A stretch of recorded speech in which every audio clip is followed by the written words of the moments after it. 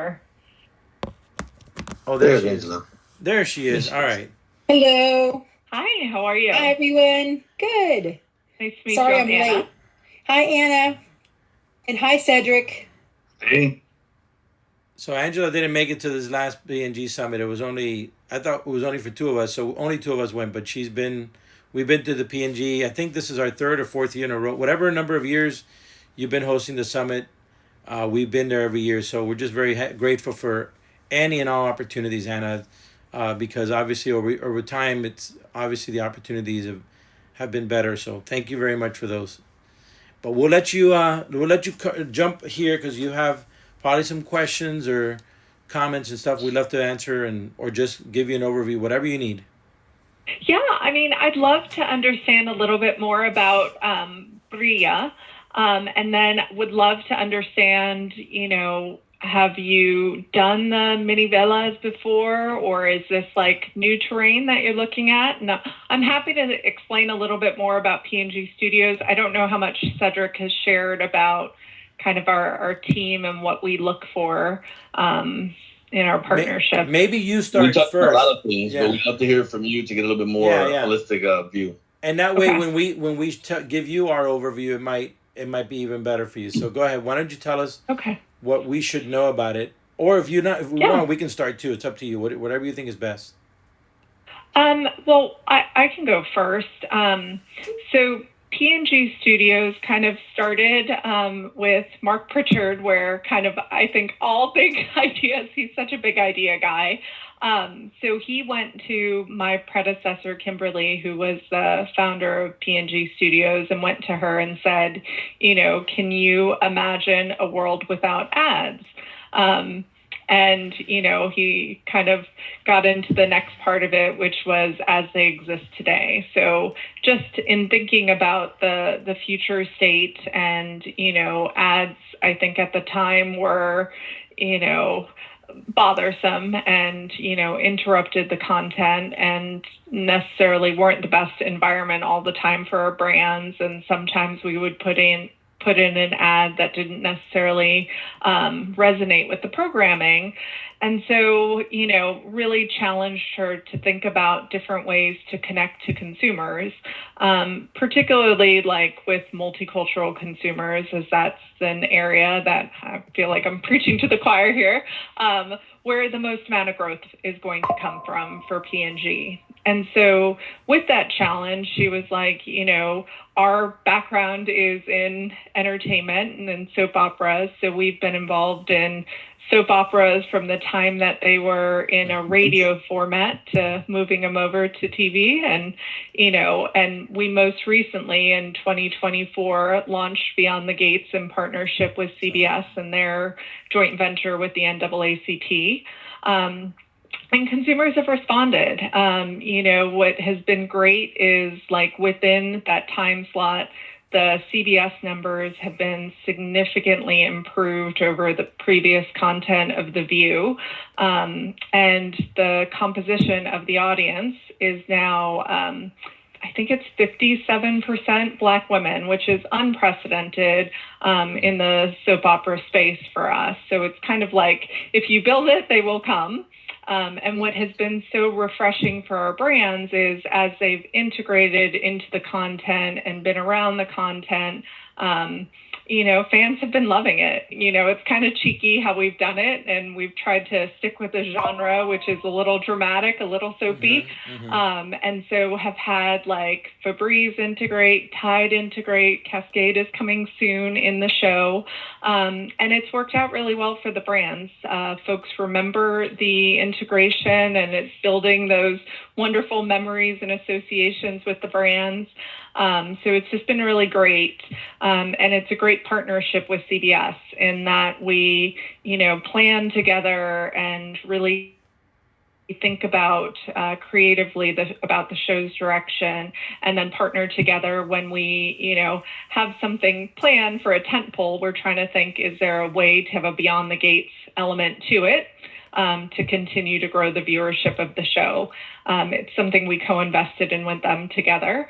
So those are the types of programs we do. Probably not all going to be that same scope. So we have a small budget that we have in P&G Studios. So kind of have two deliverables for our business. So the first one is a deliverable as a studio, which is we look for smart investments that will yield a positive return for us. So we try to make sellable content because it's just expensive to make content and then have to advertise around it and promote it. So we try to find win-win partnerships where we're investing together, sharing risks together, but also sharing in rewards together. And then on the other side of the other deliverable is the brand value. So again, like Beyond the Gates is a great example of that. It's created tremendous value for Febreze. In particular, that's probably my most favorite one, where we have a character in the show who we've really aligned Febreze with, Dr. Nicole, and she, has both done active integration, some of the passive integrations. We're planning on using the character socially as well, and it's really sticky for fans. And so you'll see like cute memes that have been developed where folks are really latching on and seeing that partnership. There was one that was so cute that talked about, her husband unfortunately cheats on her.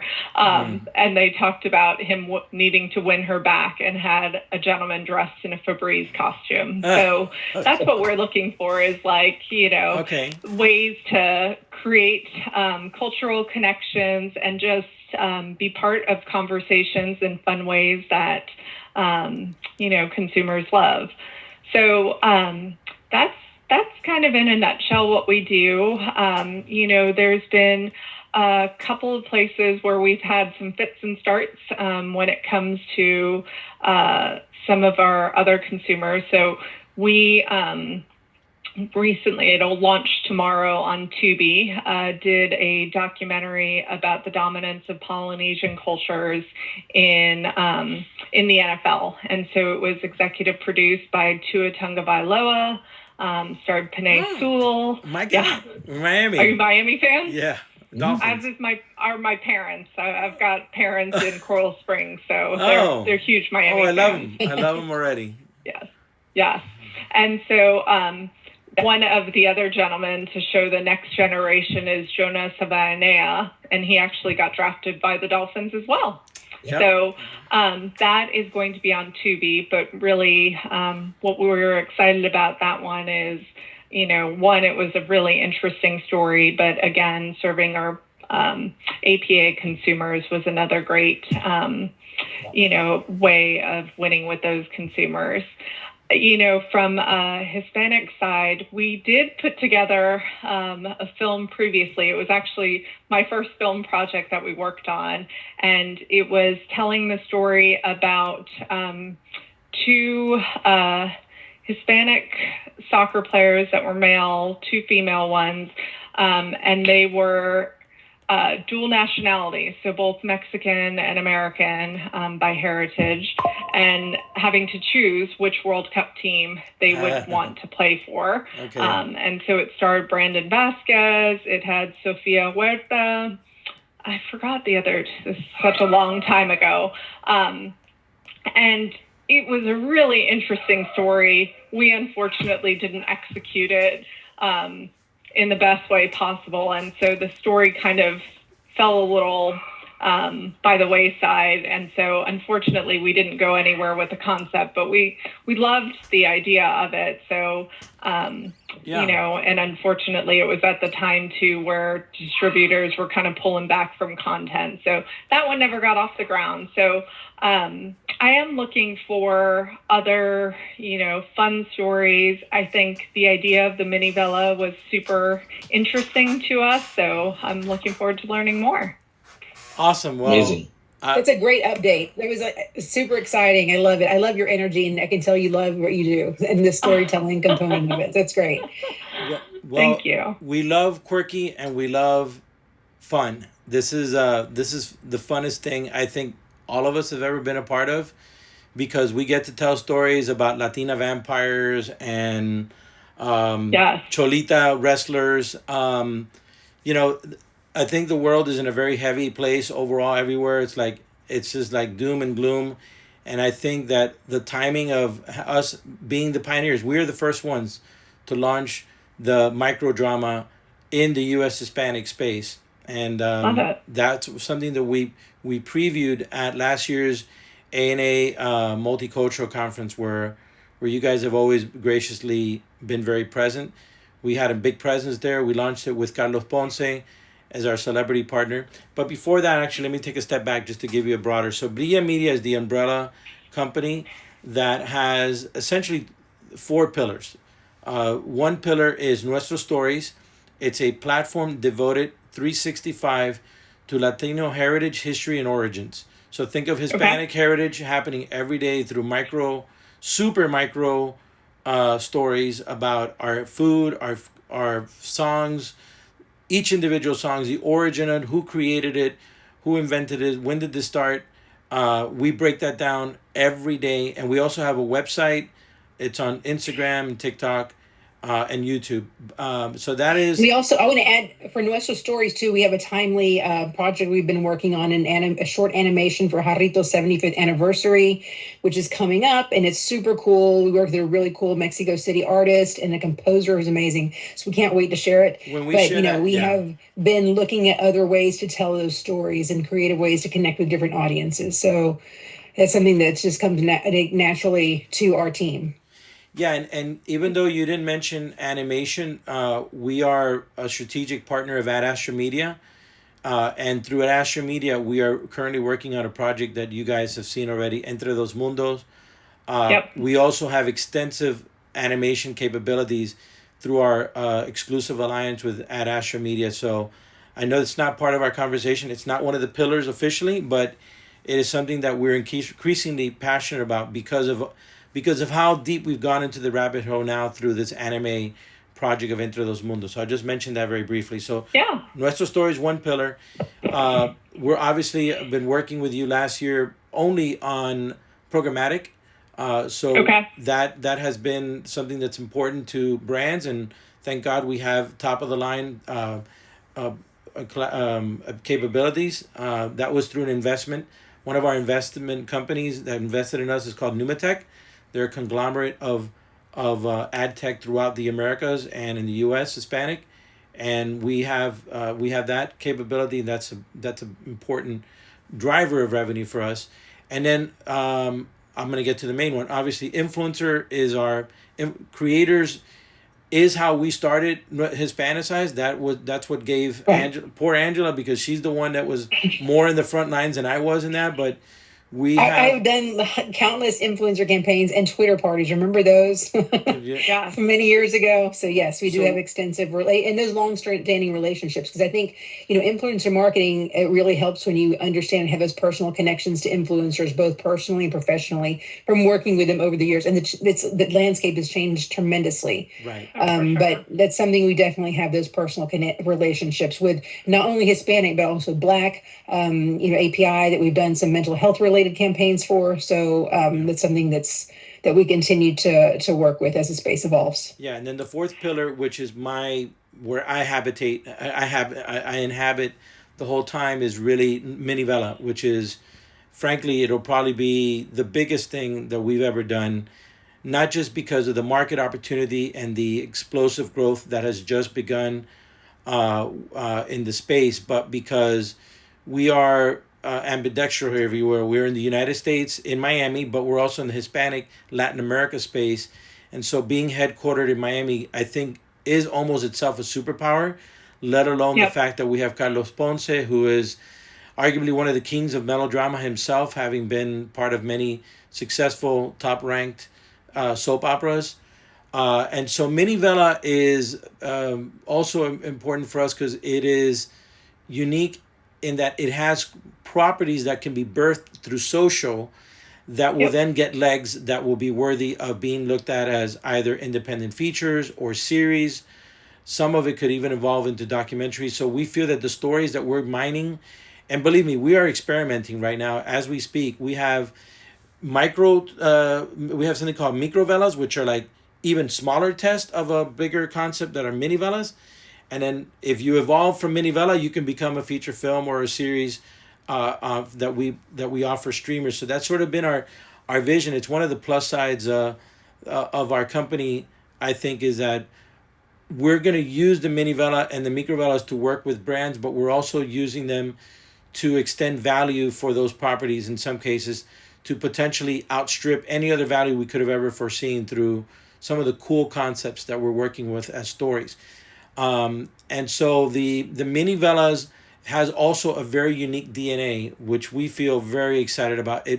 It's actually something that Angela and our team was very passionate about, and that is, unlike the other companies that are in the space that are studios themselves or broadcasters themselves, our Minivelas are being produced with content creators, like major content creators, and so they're not just the actors in our Minivelas. They're actually the producers and or the directors, and in some cases they're also the co-owners of the IP.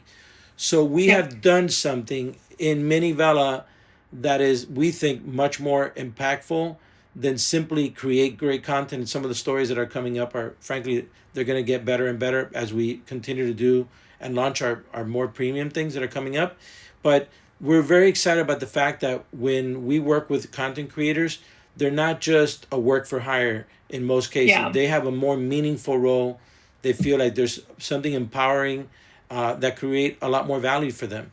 So that is one of the things that we feel is a big differentiator. And then the other thing we're doing right now is that we're also aggressively adding to the distribution story of our Minivela. So as we speak right now, we're presently in conversations with several companies, some of which you may or may not know, that are looking at us either as production partners or as a distribution capability for us to add to our arsenal. So our story has only begun with Minivela. We're proud to be the first, but it doesn't matter to be the first if you don't execute it properly. So we know that. Fortunately, Angela and I have been in this rodeo before. We've built and sold 2 media companies.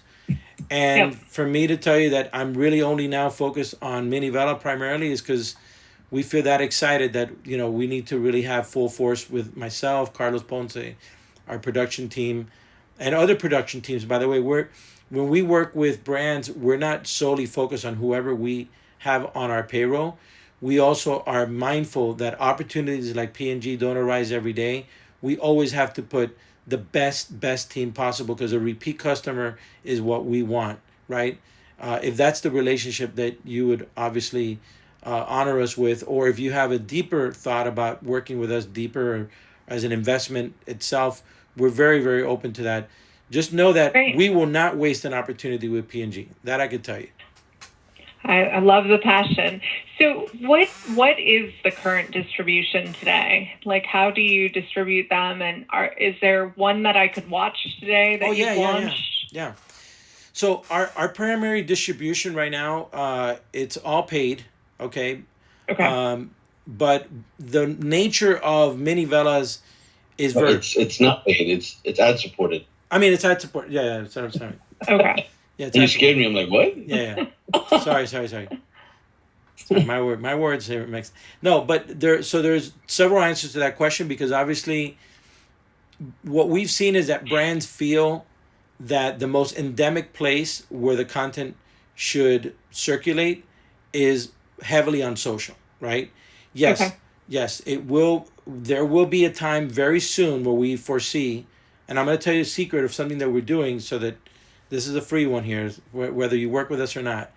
We are deliberately not shooting vertically, even though I would be telling you that most everybody is shooting it vertically. They're not shooting it horizontally. Yeah. We're shooting it horizontally, even though we're editing for vertical.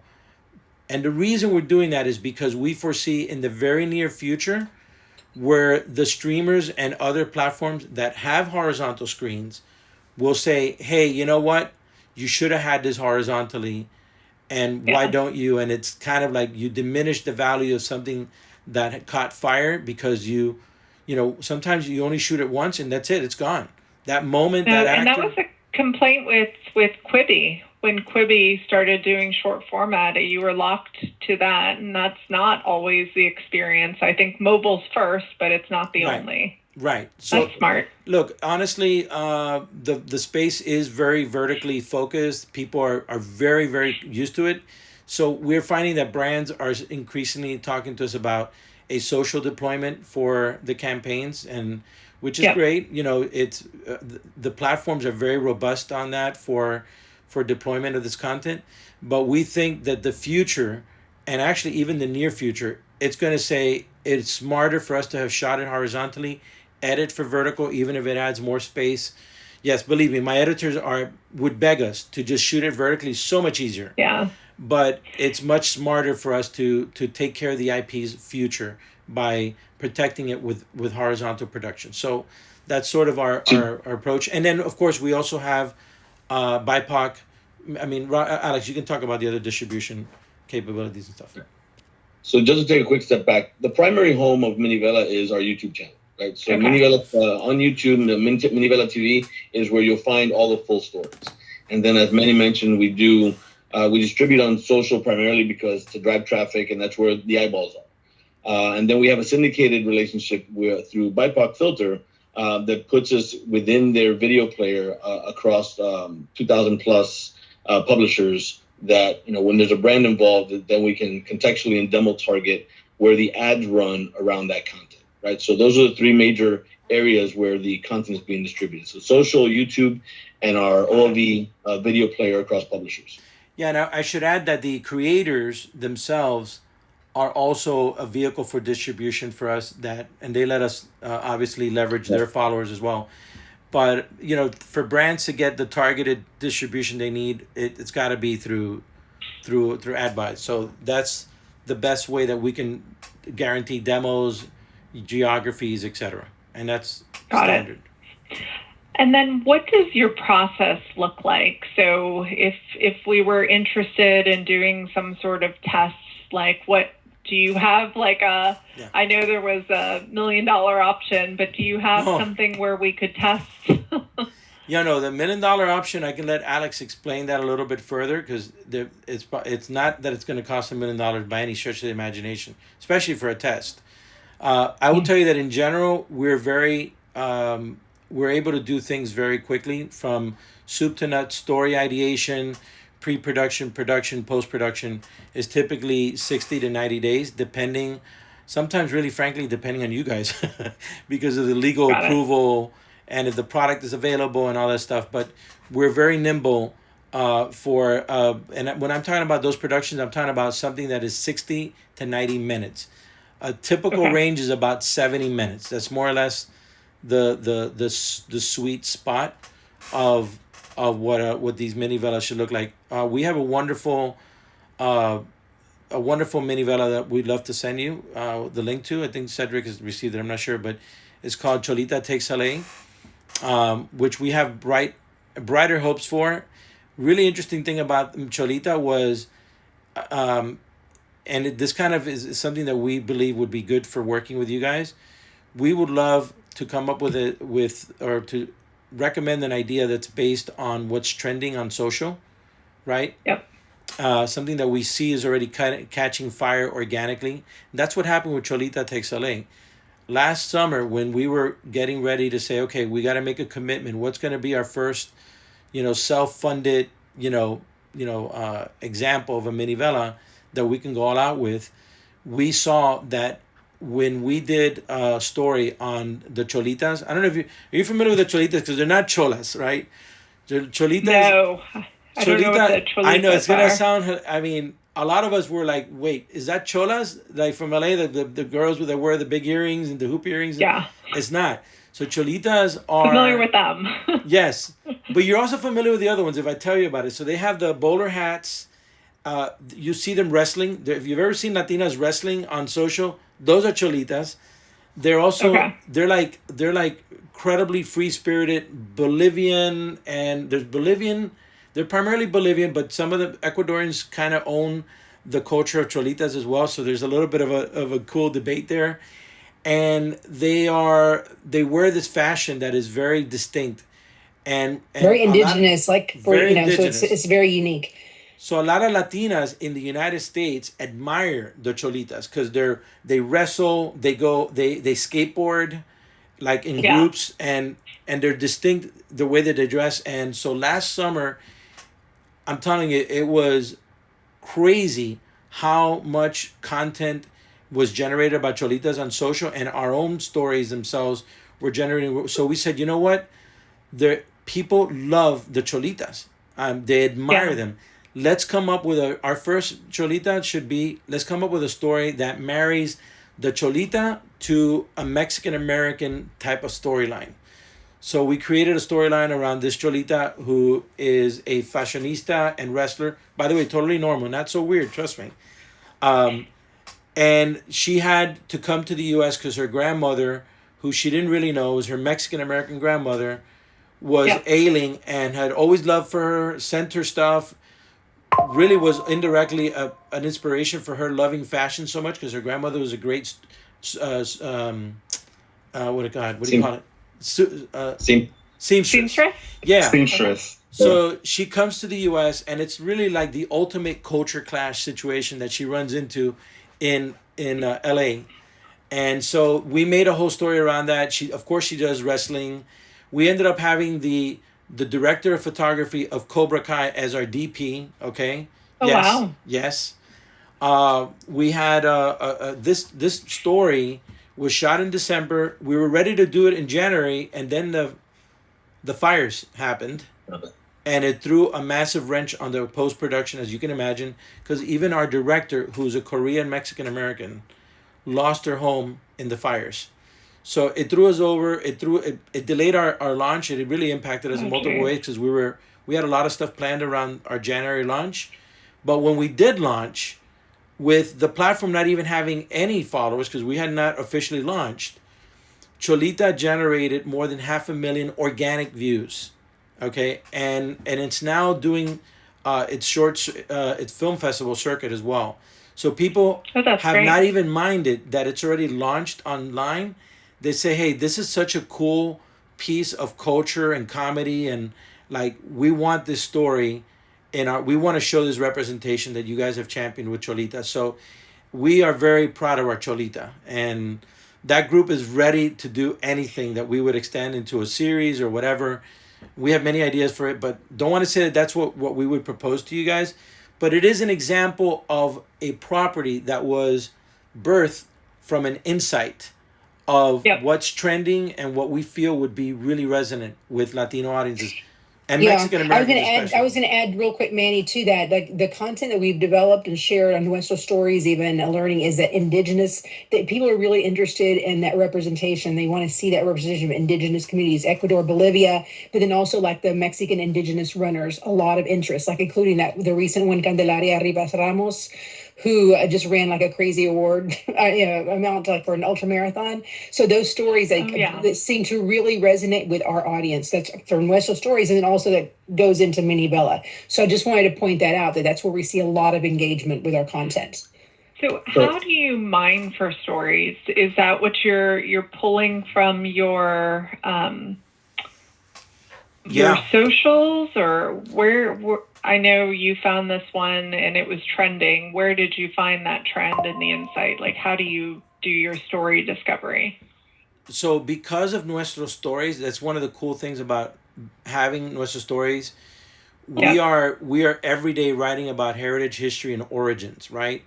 And so we feel that by itself is very helpful. But we also have incredible creativity and people that approach us with their own stories, not necessarily about themselves, but stories that they want to pitch us to bring into a mini vela as well. So we have I could very easily show you dozens of stories that I could say, hey, you know what? I think this would be great, and we can cross-reference with a search. We have obviously tools to help us search how something may have gone on social, and we would feel confident that whatever ideas we bring your way is going to be totally resonant with a very social first platform like these platforms and vertical, and that it's something that has trended or is trending in the Latino social media sphere, if you will. And for our Nuestro Stories team, our editor team and social team, we're all connected to our community, right? So we hear stories directly from people we know or that we know through someone. So I think that also helps to shape not only the content on that platform, but then also potential story ideas from what we're doing, what we're seeing trend on the Nuestro Story space, what people are really interested in. Also what's happening in society, what's happening culturally, what is the news. Those sorts of timely stories are what we really kind of tend to really see more engagement on. Yeah, and our proximity to creators, because that's frankly it's part of our bread and butter. Angela, by the way, Angela's Tejana, so I'm Cuban American, she's Tejana. We have an interesting mix in our house, Anna. I think we do. Our proximity to creators, because of the work we do with them, also keeps us very, very much in the loop as to what's trending, what could pop. There's actually creators like one of our we just invited as a partner. It's an unusual invitation because he's not a celebrity, but he's a really, really great content creator. His name is Matthew Torres. He's known as the Storytime Guy on Instagram and TikTok. I'm sorry, is it the Latino Storytime Guy? The Latino Storytime Guy. Yeah. Storytime Guy. And Matthew, we actually discovered him because we've been working with him on campaigns very organically. He talks about heritage, history, origins every day. Yeah. And there are people like that surround us, and we love we feel like our culture is just, if we could tell a universal story as we're telling a culture story, that's really the sweet spot. We don't want to tell a story just because it's cultural. We're more about like, is this universally appealing? Can people relate to it? The relatability is the number one trait of any story that we would pitch you. If it's not relatable, independent of the culture, it could be Cholita or it could be about a Cuban wrestler or whatever. But if it's not relatable in what is the fuel of that story, then it's not really worth it. It's just like you're doing culture for the sake of saying, hey, I raised and I planted a flag. We're not interested in raising flags. We want to tell compelling stories. I'll send you another one too that's called El Clavito. You should see those two. I think you'll get a sense of when we go all out for a production, what it looks like. El Clavito just got accepted into the New York Latino Film Festival. That one has not been that one has not been distributed, but it's already on its third or fourth film festival acceptance. But we love prestige pieces like that. We love prestige content, and we want to do that. Awesome. Well, I apologize. I've got to run a little bit earlier than I expected, but I would love to watch those two. And then if you could help me like dimensionalize like what a test and learn might be. I think a lot of brands are transparently going to be interested in this. So if it's helpful, I can give you a couple of brands to, maybe help with the ideation, but otherwise, like, would love to just understand, if we did have a brand, what might that look like? And then, I'd love if we could reconnect after I've had a minute to review the content. And Anna, before you go, I'll tell you one more thing. We're going to send you one idea. It's not for you guys necessarily to do it. One idea that is a microvela that we're doing with Carlos Ponce for a fake wedding. You'll see what it is. It'll give you a great sense of like the creativity and quirkiness separate from the other ask that we're going to include in one email. Okay, perfect. And then the one other like wild card. So what's helpful for brands is, having a way to connect it to a retailer. So if there's a creative way where you're like, oh, we could incorporate a Target or a Walmart, would love to understand that as well. Done. Perfect. Done. It was such a pleasure, and thank you all so much for your time, and I'm excited. I'm looking forward to watching some great content. Thank you, Anna. Great. Thank you so much, Anna. Perfect. Take care. Bye-bye. Bye, you too. Bye.